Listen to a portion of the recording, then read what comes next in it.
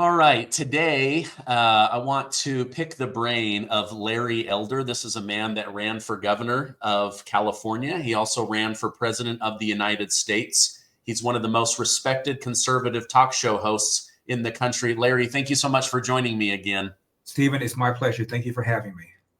So right away, I just want to get your thoughts. I saw this video of former President Barack Obama floating this idea that things in America could become so unbalanced that one of the political parties might rig an election. Don't half of the country already believe that that has happened? Like, why is a former president saying this now? You know, don't get me started on Barack Obama, Stephen. Okay, you got me started on Barack Obama. This is the man under whose administration the Crossfire Hurricane thing was authorized. That was the investigation, 3.5 years into Donald Trump's alleged collusion with Russia. You take that away, and it is very likely that Donald Trump would have been reelected because that kept driving his poll numbers down. So it's just a disgusting thing to say. Also, I recall when people were speculating that maybe the election might be rigged, Barack Obama said that we have 50 different state elections. It would be impossible to rig an election. Same guy who said that now claims that Republicans are rigging elections. And let's remember, this is a guy who, in my opinion, Stephen, did a great deal of damage to this country. I was in Boston in 2004 when this guy with the odd name, skinny guy with funny ears, came out and introduced John Kerry to be the nominee for the Democratic Party in 2004. He gave a speech that brought down the House. He said, there's no blue America, there's no red America, there's no black America, there's no white America, there's just one America, the United States of America. People went nuts. They were all bromides and platitudes, but he delivered it well. And I turned to my producer and I said, I don't know who this man is, but he's probably going to run for president someday. And I won't be surprised if he doesn't get elected. Within 2 years or 3 years of him becoming the senator from Illinois, this guy decided to run for president and, in fact, got elected. Now, when he was running, he gave us interview with 60 Minutes. He wasn't the front runner yet. Hillary was. Remember, Hillary was supposed to be the nominee, but this guy came out of nowhere and began gaining on her. So he got an interview with 60 Minutes. And the correspondent, Steve Croft, said, Senator, if you don't win, will it be because of racism? Now, Stephen, I'm used to Jesse Jackson running for president twice and blame the failure for him to get much traction on race. Al Sharpton ran, blamed the same thing on race. So I just sat back and I said, let's see what this Democrat says. And to my surprise and pleasure, Barack Obama said, no, if I don't win, it will be because I have not articulated a vision that the American people can embrace. I said, hallelujah. Not going to vote for him. He's still a left-wing guy who wants to do things like Obamacare, raise taxes, but at least he'll stop the nonsense that America remains systemically racist. And when he was running, he gave a sermon at a black church, and he talked about how much racism there was still in America. And he said this, the Moses generation, referring to the generation of MLK, has gotten us 90% of the way there, which I thought was reasonable because there was a Fox Opinion poll 2002, 8% of Americans, I'm not making this up, 8% of Americans believe Elvis is still alive. And I think 4 or 5% believe if you send him a letter, he will get it. So as far as I'm concerned, Stephen, you have to write off 8% of Americans. So he said we're 90% of the way there, which meant we only had about 2% of Americans to work on. And he said, my generation, the Joshua generation, has to get to that additional 10%. Again, I thought that was reasonable.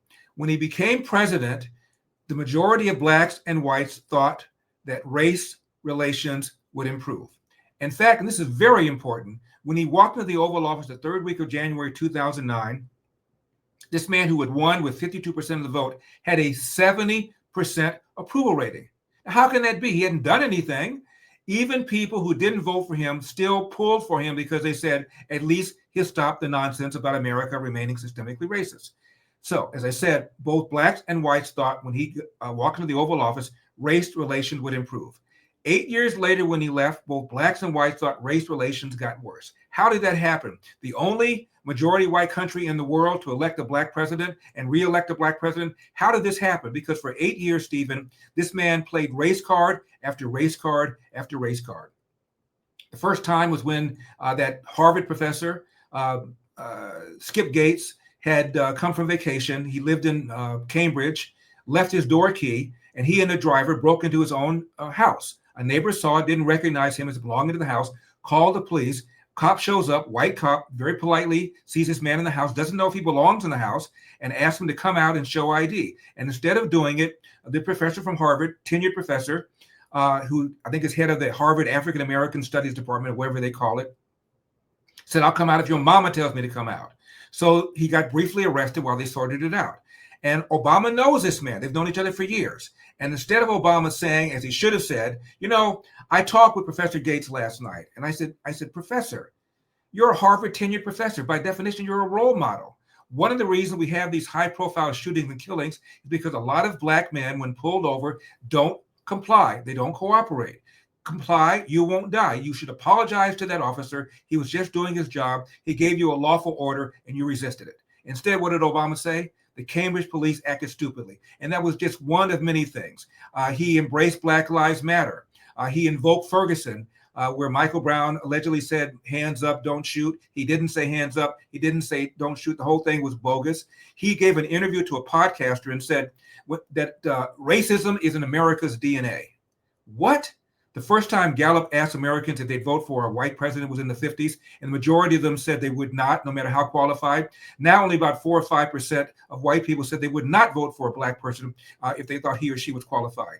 And then he began to say all sorts of things about police officers, to the point where the last 2 years of his administration, there were 3 executions of officers, all by 3 different black men. There were 2 cops that were killed in New York by a black man who told friends or posted, Stephen, on social media that I believe the cops are engaging in systemic racism against black people.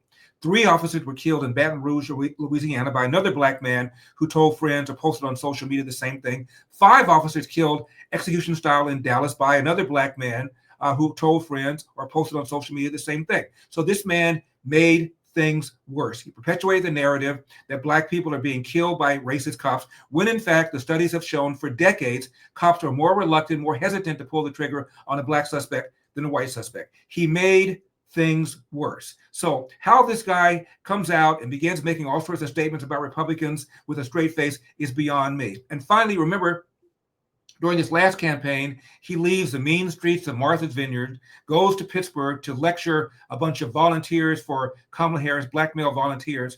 He says, I hear that the brothers, y'all, are not supporting Kamala Harris, and essentially accused him of being sexist for not supporting her, when in fact, the brothers walk into a grocery store and the brothers are paying 20% more for eggs and for cheese like everybody else. That's why Kamala Harris lost. And Obama condescendingly basically said the same thing that Joe Biden said to Charlemagne the God. You ain't really black unless you vote a certain kind of way. I'm very offended by this man. I just wish he would just go away. I knew that he was going to stick around for a long time because he's still young and he's still vigorous. And he'll be shooting off his mouth about things for a very long time. So buckle up. He's going to continue to be saying all sorts of things that really divide this country. Okay.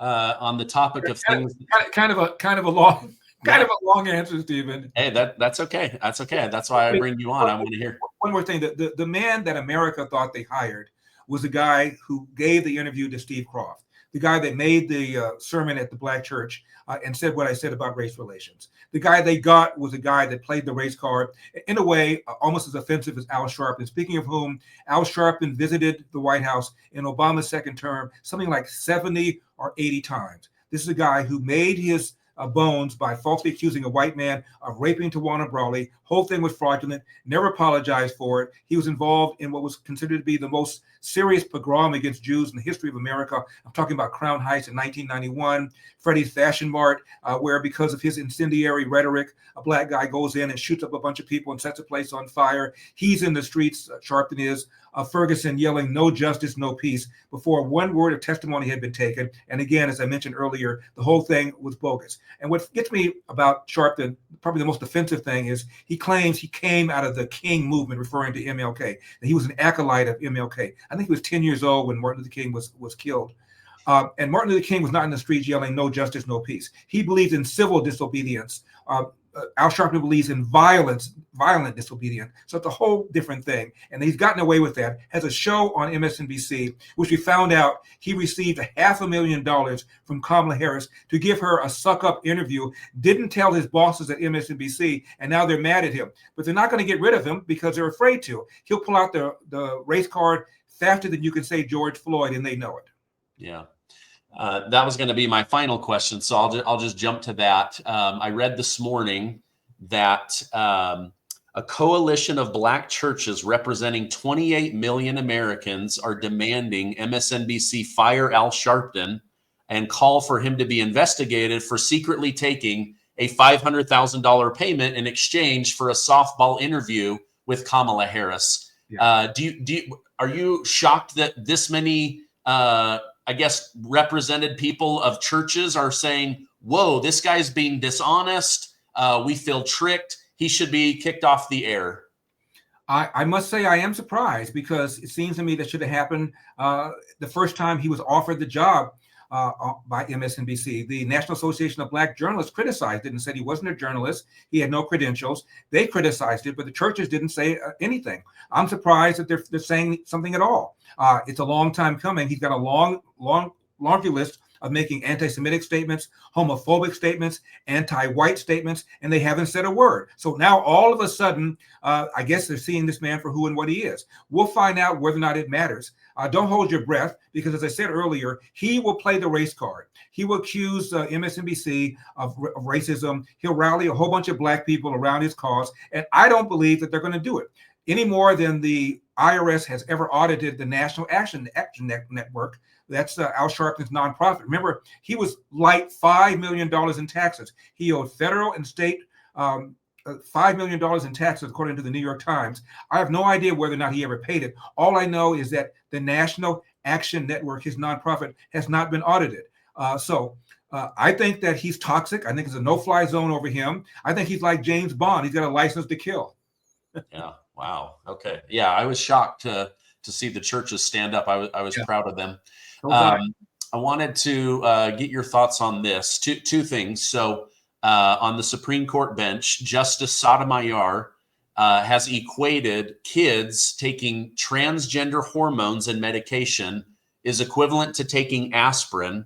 Supreme Court Justice Ketanji Brown Jackson says blocking kids from sex-affirming treatment is equal to banning interracial marriage in America. Your thoughts on these two justices' opinions? Well, remember when Sonia Sotomayor said that she thought a wise Latina would render a better decision than a white male who hasn't had her experiences? That she said that before she became a justice at a speech somewhere. It was offensive, bigoted, and racist. She, of course, was confirmed.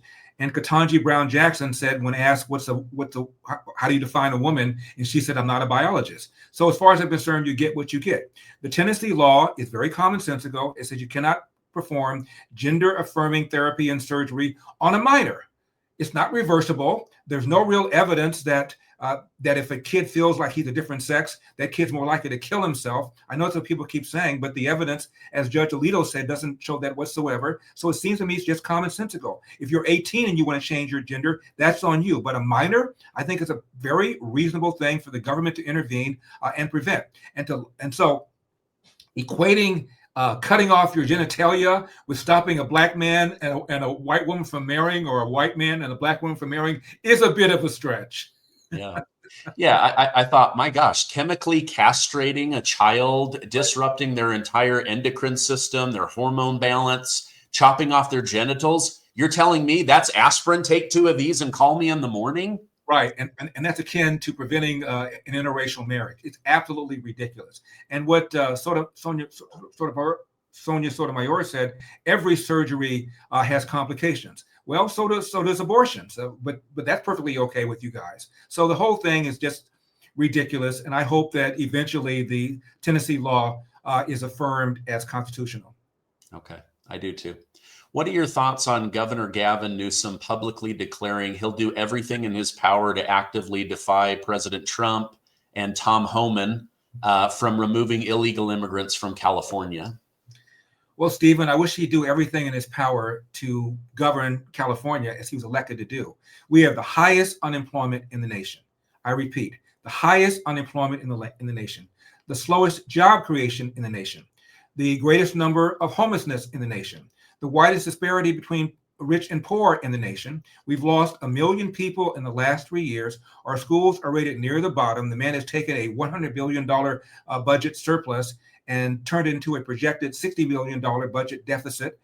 He's passed legislation that jacked up the minimum wage when many of us told him it was going to cause wholesale unemployment for fast food workers that the law applies to. And when he signed the law between then and now, it went into effect on April the 1st, 10,500 fast food workers have lost their jobs, many of whom are the very black and brown people that people on the left like Gavin Newsom purport to care about. He shut down the state in a more draconian way than anybody else. A third of all restaurants in California, because of the lockdown, are now gone forever. Again, many of these are the mom and pop shops owned by black and brown people that people like Gavin Newsom purport to care about. So as far as I'm concerned, he should stick to his job and stop trying to thwart Donald Trump. What will happen, however, California is already a sanctuary state. And what Gavin Newsom is doing is throwing down the red carpet for anybody who's an illegal alien who fears deportation to come to California, which will only make the state worse. Wow. Okay, that's interesting. So it's almost like a clarion call. Hey, we'll protect you, but as you mentioned, I believe. Come on down. You get a car. You get a car. You get a car. He's given the Oprah method, right? Yeah. When you were running against him for governor, I remember, he kept, on the one hand, he was begging Pelosi and Trump, we've got to get COVID money to California. We're going bankrupt. And then when he gets recalled and he's going to lose, suddenly he finds money for a stimulus check just for California residents and brags about this huge surplus. And now you say, what is the deficit he's running? It's projected to be almost $60 billion. Yeah. And much of the COVID money was stolen. As much as maybe a third of it was stolen. Tens of billions of dollars went to people in prisons, people who are out of the state, people who weren't qualified for it. The money was not monitored whatsoever. This is a kind of efficiency and oversight that you can expect from a President Gavin Newsom. And believe me, he is going to run for president. It's just a question of when he announces. When he runs, though, won't his track record be Build Back Broker? California, I'm reading that he's spending something like $75,000 per resident per year. It's the highest taxes in the country, and yet the government is bankrupt. Well, that's right. Well, he'll blame it on somebody else. He'll figure out some sort of way of blaming it on Donald Trump. He'll blame it on forces that he can't control. He'll spin it in some sort of way, just as Kamala Harris somehow tried to suggest that the inflation that people were experiencing either wasn't their fault, that Donald Trump caused it, or it ain't that bad. That's what they're going to do. And they're going to change the subject. They're going to run on things like abortion and climate change. This guy is a climate change extremist. By the year 2035, he is banning the sale of gasoline-powered cars in the state. And he's just now pushed a new fuel formula so that probably the average person in California will be paying 90 cents a gallon more than we're already paying. We have the highest gas prices in the nation. I think the only place higher is Hawaii for obvious reasons. So this is going to be his track record, but somehow he'll explain it away. And keep in mind, you have the left-wing media that hates Republicans and hates Donald Trump. So his record will not be examined in a way that a Republican's record would be examined. That's the advantage that they always have. Yeah. A lot of people are worried. Like Utah had so many people fleeing from California to come here because they like that it's very family friendly, it's very entrepreneurial, lower taxes, but then they bring their ideology and their voting patterns here, and every state in America went more red except for Utah. Right. That's concerning to me. It is to me too, and that's why I wrote my book called As Goes California, my mission to rescue the Golden State and save the nation. Because when you leave California, please don't bring your votes with you if you voted for Democrats. because they haven't connected the dots. The average price of a home in California, Stephen, is twice that of the national average. So a lot of young people who leave California because they cannot afford the price of a home. They have a family, but they haven't figured out why. And the answer is because the Democrats are in bed with the unions that want union construction, and in bed with the environmentalists that don't want any real construction whatsoever. And that is why they hold up construction, and we're down probably about 1 million housing units we otherwise would have if this were a normal, rational state. But a lot of people don't pay attention to the politics, have not connected the dots. All they know is that it's cheaper here rather than California, but I'm still going to vote the same way I voted when I was in California. Drives me crazy. Yeah, we're feeling that out here. All of a sudden, our wages can't keep up with the housing costs because California is coming here and buying $600,000, $700,000, $800,000 houses with cash, and everyone else needs a 30 to 40-year mortgage in order to do that. What are your thoughts on Elon Musk and Vivek Ramaswamy being tasked with cleaning up budgets, programs, broken federal systems? What are your thoughts on DOGE? Let me just say one more thing before I answer your question about California, because I don't want your viewers to be so pessimistic. There are some signs of intelligent life in California. For example, Proposition 36 got passed. That's a proposition that essentially repealed Proposition 47. That's the one that allowed you to steal without any real consequences and do meth without any real consequences. So because of the way that 47 has increased crime and homelessness in California, voters really got upset, and they passed a ballot measure that essentially gutted 47. Gavin Newsom opposed it. The LA Times opposed it. It passed by 40 points. California has 58 counties, Stephen. Every single county passed Proposition 36 in the face of the opposition by people like the LA Times and Gavin Newsom.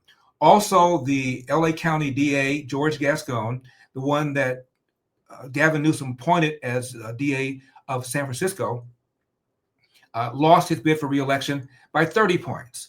And after I mentioned that the legislature and Gavin Newsom signed a bill to increase the minimum wage for fast food workers, there was a measure on the ballot to increase the minimum wage for everybody in California, and it got defeated. The first time in the history of California, there's been a measure to increase the minimum wage that lost. So, and the mayor of San Francisco ran for re-election. She got defeated, and the mayor in Oakland got recalled. So there's something happening in California, not to the point where they've stopped the supermajority of Democrats in the House and in the Senate, but little by little, I think people in California are beginning to wake up.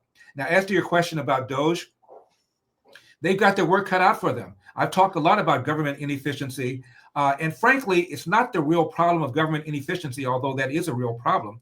The real reason we have a growing national debt and deficit are the so-called entitlements programs, Medicare, Social Security, and Medicaid. And they frankly are off the table politically. You can't do anything with any of them. And people who are on Medicare, on Social Security, on Medicaid, will be very angry and vote against you if you mess around with those programs. Now, I don't believe they ought to be ended, but they ought to be reformed for young people for whom these programs are not going to be there unless there are reforms. So unless DOGE is going to tackle those, you can cut off this, you can cut off that, but the so-called discretionary income in our national budget is not very great. Half of it goes to the entitlement programs, as I mentioned. Another quarter or so goes to defense. That's not going to be touched. The rest of it goes to the interest on the debt. And there's a little sliver that might be what you would call discretionary income. And so if DOGE can tackle that, fine. There are lots of things they should get rid of. NPR, why are we paying for NPR? We live in a world now where there are 500 channels. NPR is relentlessly anti-Republican, anti-Trump, yet taxpayers are subsidizing that. Why? Why do we have Amtrak? There are lots of things that can be gotten rid of, but even if you get rid of all those things, you're still going to have a real problem about the growing budget deficit and debt because of the so-called entitlements that even Barack Obama once referred to as unsustainable. Okay. Yeah, I was reading how just how much diabetes costs the federal government. And yet there's entire industries with hundreds of thousands of jobs now. There's no incentive to get rid of diabetes. There's incentive to keep these jobs. And each industry has growth goals. That's why I think maybe they're intimidated by RFK Jr. wanting to come in and look under the hood at big pharma and the FDA and the CDC. What are your thoughts on California resident RFK? Well, RFK Jr. And Elon Musk and Vivek Ramaswamy are really, really smart people with a great deal of clout and I think a great deal of influence. That said, I'm old enough to remember when a guy named Ronald Reagan came to the White House in 1980, promising to cut this, cut that, trim this, trim that. There was a Department of Education was new then. Jimmy Carter started it just a few years earlier. And Ronald Reagan properly knew that it was a useless department, that education is a state and local function, not a federal function, and the department should be gotten rid of. When he left, the Department of Education was still there and bigger than before. He hired a guy to run his Office of Management and Budget named David Stockman. He was a young, hard-charging congressman from Michigan. He was in charge of Office of OMB. And in a few years, he left. He was disillusioned. He wrote a book called The Triumph of American Politics, about how every time one of these agencies, bureaucracies was on the cutting table, in came the special interest group that benefited from it to make the case to Ronald Reagan why it ought to be preserved. And pretty much nothing happened. So there's nothing so permanent as a temporary government program. I think Ronald Reagan once said, or Milton Friedman once said it. And that's what Vivek and Elon are going to run into. It's one thing to buy a private company, as he bought Twitter, and fire 75-80% of the people in one fell swoop, because you have the power to do that and make it more efficient. Government is different. Government's not a business. Government's not designed to create a profit. Government is designed to transfer money out of one pocket to another pocket. That's a whole different ballgame that neither Vivek nor Elon have operated in. I hope they're successful, but we'll see. Yeah, I hope they are as well. You're there in California. There are areas of California that continue to count votes after Election Day. And the longer it goes, the more Democrat winners we get. What are your thoughts on that? Well, we don't have voting day in California. We have voting season. And you're right, we're still counting votes. It's ridiculous. We have a jungle primary in California, so that if you're running for office, the top two finishers square off against each other. So it's not uncommon for the top two finishers to be Democrats. And the only issue is which one's more left-wing than the other one. We have ballot harvesting, meaning you can collect somebody else's ballot. It's legal here in California. It's ridiculous. We ought to be, of course, have same-day voting, in person, voter ID, paper ballot, but good luck on that. So it's a crazy, insane state that Democrats have run into the ground, which is why so many people are voting with their feet. Okay. What final question, Larry? I appreciate you coming on. Joy Reid of MSNBC said, when President Trump did his pardons, it was a dishonorable man rewarding his criminal allies, friends, and family. But when Biden pardons his criminal son, Hunter, who is in the middle of multiple criminal cases he's losing, it's honorable, and Biden should pardon even more people. Your thoughts on Joy Reid, her comments, and the Hunter Biden pardon? Well, when it comes to Joy Reid, let us consider the source. The other day, she said that the Trump nominees, quote, have issues. Let's remember, this is a woman who had a blog circa 2006, 2007, where she just eviscerated homosexuals. Said she didn't like looking at them, didn't like watching them kiss. I think the movie Brokeback Mountain was out around that time, and she said she wasn't going to see it. She called Ann Coulter gay. She called Governor Chris in Florida gay. She was a 9/11 truther. She believed that 9/11 was an inside job. And then she gets a job as a host on MSNBC, and all of these posts surface, and she denied writing them. She said, I got hacked. NBC hired a forensic expert to examine whether or not she'd been hacked. She wasn't hacked. She comes on TV, she cries and says, I don't know why I said these things. It wasn't me. It was like somebody occupied my body and made me write them. And she survived that. And then, Stephen, more came out. She denied that she wrote those. And then they found out she did write them. So as far as I'm concerned, I put her in the same category as I put Al Sharpton. They ought to be in the dumpster. There's no reason for her to have a public forum the way she has. She's a disgusting person. And the idea that she has this kind of clout and influence on MSNBC, to me, is offensive. Yeah. Okay. And then, but what about your thoughts on President Biden pardoning Hunter? Well, I don't think anybody other than the people that appear on MSNBC really thought that Biden was going to stick to that. You knew he was going to pardon Hunter. You knew that Hunter had gone to his father, expected a pardon, which is why he pled guilty to the charges. One of those, anyway, his lawyers were confident he was going to win. He knew he had a pardon in his pocket. The only issue that I have, Stephen, is why Biden didn't go further and pardon his brother Jim and pardon himself, because according to the House Oversight Committee, $27 million from Hunter Biden's various schemes ended up in the pockets of various Biden family members. And that investigation is not going to go away. After Donald Trump comes in, we now have retained control of the House. We now have control of the Senate. So those investigations are going to continue. Trust me, Stephen. The next shoe to drop is Biden apologizing himself and apologizing other members of his family. This is the excuse is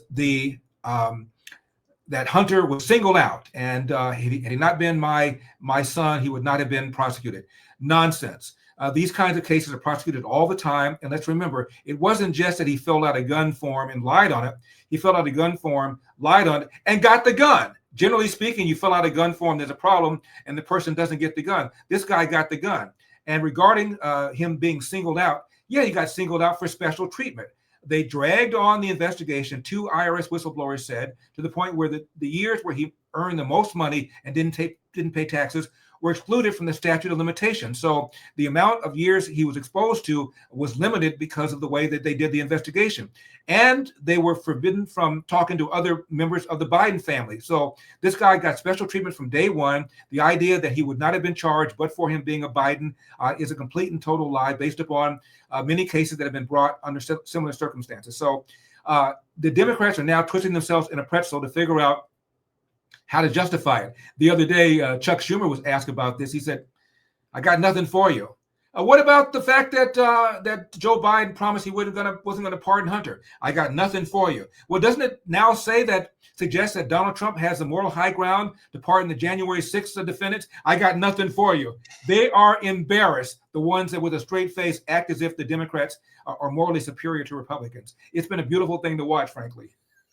I mean, Charlemagne the God went on The View and had a back and forth argument with Whoopi Goldberg saying, stop pretending to have the moral high ground. You guys lie. You're hypocrites. You're not keeping your promises. And yet you get mad at us when we call you out on it. And then Whoopi Goldberg calls him out on it. And he's like, you just did it. You just pretended you have the moral high ground. Let me pat myself on the back regarding Mr. Charlemagne the God. I was on his show for about an hour, and I believe that after that hour, he was a changed man. I'm not saying I turned him to a Trump-like Republican, but all of a sudden, since then, he's been a lot more commonsensical. If you read the reviews, there were about 1.3 million people that watched that interview, and there were 20 or 30,000 comments. I didn't read them all, but one of my friends read every single one of them. 85% of them said, you just got schooled. And these were his fans. And I defended Trump. I talked about the biggest problem in America is not racism, but about the epidemic of fatherlessness. And I believe that he's a changed person. He won't say it, but from that point on, he began being a lot more commonsensical. So I'm going to take some credit. Yeah. I watched that, and you were brilliant. So I'll pat you on the back as well. At the end, I was waiting for him to sign over the deed to his house because you owned him. I mean, you just absolutely brought so much common sense. He didn't know where to go with it because you did such a good job of boxing him in. Any chance he would have you on the show again? Well, interesting. You said boxing. This is what I was going to say. He told me he's going to have me back. I have a booker. We've contacted him many times, and all of a sudden, the call goes to voicemail. I don't believe he wants me again. It reminds me of the time that Larry Holmes fought a guy named Randall Tex Cobb. I'm a big boxing guy, for the heavyweight champion. Randall Tex Cobb is one of those guys with no real skills. His real skill is he could take a punch like nobody's business. In those days, the championship fights went 15 rounds. For 15 rounds, Larry Holmes just battered this guy and battered him, but Randall Tex Cobb would not fall. When the fight was over, a sports announcer said to Randall Cobb, "Would you like a rematch?" He said no. Larry's hands couldn't take the punishment. That's a good line. Well, it was like kicking a puppy. It wasn't that I was all that brilliant, but I thank you for saying that. It's that I was just bringing common sense. He's not used to talking to people who know what they're talking about and who are focused on what really matters in the country. And the idea that America remains racist, remains systemically racist, is nonsense. I'm not saying America is perfect. We're always going to have idiots. But the idea that America remains systemically racist, we elected and reelected the first black president, the only majority white country in the world that ever elected a black person for president, is nonsense. We have black mayors, black governors, black senators. All three of the largest cities in America, LA, Chicago, and New York, now all have black mayors. We ought to stop the nonsense and start concentrating on the real problems, which are things, like I said, the epidemic of fatherlessness and the horrible, horrible outcomes of K through 12 education in urban America. Just to pick one city, Baltimore, Stephen, there are 13 public high schools in Baltimore, all located in the inner city, where 0% of the kids can do math at grade level. There are 50 government schools in Illinois, most of them located in the south side and west side of Chicago, where 0% of the kids can do math at grade level. 85% of black eighth graders nationwide, these are 13-year-old kids, can neither read nor do math at grade level. And we're talking about systemic racism. It's, again, offensive to me. Yeah, that's really troubling. I had Royce White on, who was running for office in Minnesota, and he said that the school systems there do very well, except for the black children. And then he listed off very similar statistics, and it was just heartbreaking. Yes. And it's very, very heartbreaking. I guess the only way to, at some point, do people wake up and go, oh, wait a minute, maybe our government leaders aren't doing a good job? I think, Stephen, people have awakened. The majority of black and brown people living in their city, they want school choice. They want the money to follow the child rather than the other way around. And if you look at where teachers put their own kids, there was a study done some years ago that looked at teachers in Philadelphia, Chicago, LA, who have school-age kids. Nationwide, around 10% of us have our kids in private school. Around 6% of black families do. But 49% of Philadelphia public school teachers with school-age kids put their own kids in private schools. The number was nearly 39% in Chicago, around 28% in LA. So the people that know the school system the best, the public school teachers, aren't putting their own kids in them. What does that tell you? We need school choice. But the teachers union, which is the largest funder to the Democratic Party, opposes a school choice because the teachers will lose their jobs. And so we have the situation where the party elites, whether it's Barack Obama or Joe Biden, put their own kids in private school while embracing the notion that we want to oppose school choice for you people living in the inner city, despite the dismal outcomes of their graduation rates and their test scores. Again, this is a party that purports to care about black and brown people, but they are really a menace to black and brown people in terms of the way they've decimated the nuclear intact family with the welfare state, and the way that they've hurt the educational progress of black kids and brown kids by opposing school choice. Yeah, I saw something on Twitter. I can't remember who posted it, but it said, here is next year's top Democrat leadership. And it was like 8 or 9 really old white people and then Cory Booker. And I thought, wait a minute, I thought this was the party of minorities, the party of giving people a chance, the party of DEI. And yet it's just a bunch of old white people. I thought that was so unrepresentative of the nation. Well, and that's what they're all about. For a while, Donald Trump had not chosen a black person for his cabinet. He ultimately chose a black guy to run HUD, and he was criticized for that. Now, these are the same people who, when George W. Bush had back-to-back black secretaries of state, Colin Powell and Condi Rice, people like Harry Belafonte, entertainer and activist, refer to them as sellouts in the house of the master. And people like Clarence Thomas are routinely called Uncle Tom. So if a Republican does choose a black person like Dr. Ben Carson to be the head of a department, he then will be ridiculed as a sellout and an Uncle Tom. He grew up in Detroit poor. There were schools named after him in Detroit, a high school, and they renamed the school after he joined the Trump administration because he got an R at the end of his name. So the very same people that criticize Donald Trump, for example, for not having more black people in his cabinet are the same people who, when he does, will criticize him as being sellouts. So you can't win. Yeah, I guess not. Wow. Well, you're winning. You've got multiple shows that are doing really well. If people want to follow you online or catch your show, where can I point them towards? Well, I'm on radio/TV every day on the Salem News Channel. I'm on from 3 to 6, Monday through Friday, LA time. I have a podcast that's pinned at the top of my Twitter account called We've Got a Country to Save. It averages between 500,000 and 700,000 views each week. And I've got a website called larryola.com where you can get some We've Got a Country to Save merch, which is the slogan of my show for the last 30 years. Go on larryola.com and click on the merch shop and pick up some We've Got a Country to Save merchandise. Okay. I will put those direct links down below. Larry, you're generous with your time. Thank you so much for coming on. I wish you the best. Have a great rest of your weekend. My pleasure. Thank you too. Happy holidays and Merry Christmas. Oh, same to you.